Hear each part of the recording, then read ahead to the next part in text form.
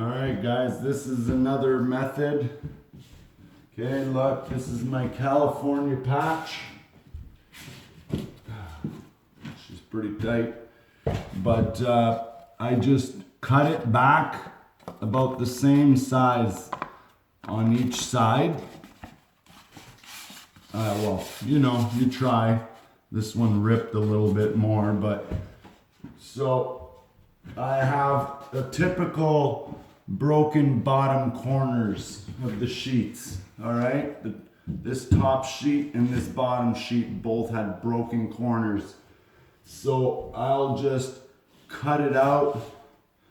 It's easier to cut it like a square, line it up, measure it nice.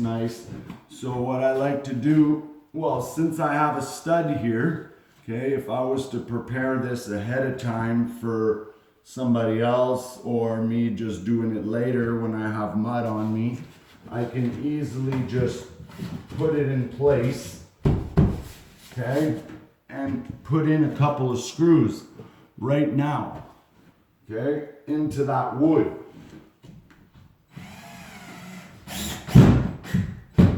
Okay, and I know that it's ready to go.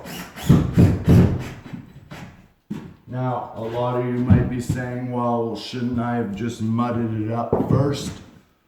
Yes, but now I know that this is secure and I can easily fold back all of this paper here and mud it up. So let's do that. Okay, so I'm just gonna load up my knife and be careful not to tear the paper, right? You don't want to go too deep and cut through the paper, then it's totally useless. You're better off just to put a little bit of mud, and when you squeeze it out, it'll spread behind the paper, okay? Same thing on the wall here. I just go behind the paper, okay? And you don't have to wipe the poop out of this, okay? Like, just lay it flat. Lay it flat. At the end of the day, let's remember, this patch is gonna end up being at least 10 inches bigger on each side.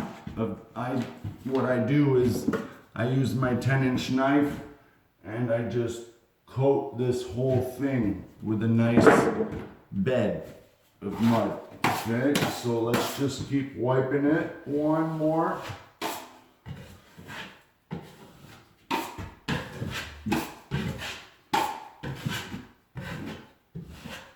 Alright, that's looking good.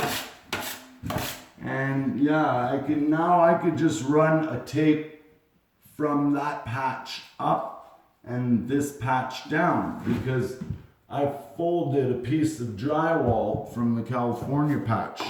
Yes, I built out the corner a lot further out, which is why I'm gonna have to coat it by hand and just feather it out a little bit wider, all right? But at least it's at a comfortable height. I'm just standing on a landing. As you can tell, my telescopic ladder's right here in the stairwell. I'm right at the bottom of the stairwell here. See, there's another 3 stairs, or, well, you can't see them, but anyways, so it's embedded. So now I'm just going to just give it a light coat. Okay, I don't want a bump, but I want to get a head start. Okay, so I just really want to fan it out as thin as possible without having a bunch of air bubbles. Okay, air bubbles, it usually means that you got some really thick mud there. So I'd rather do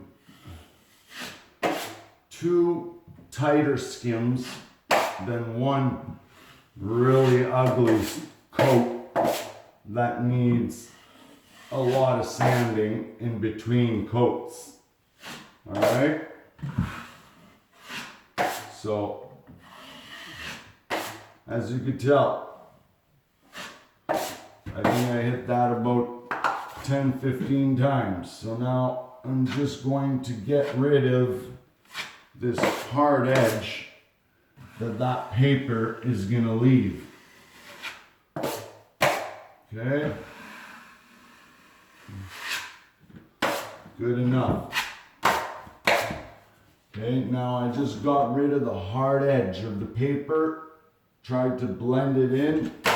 Once this dries, it'll be just as hard as brand new drywall.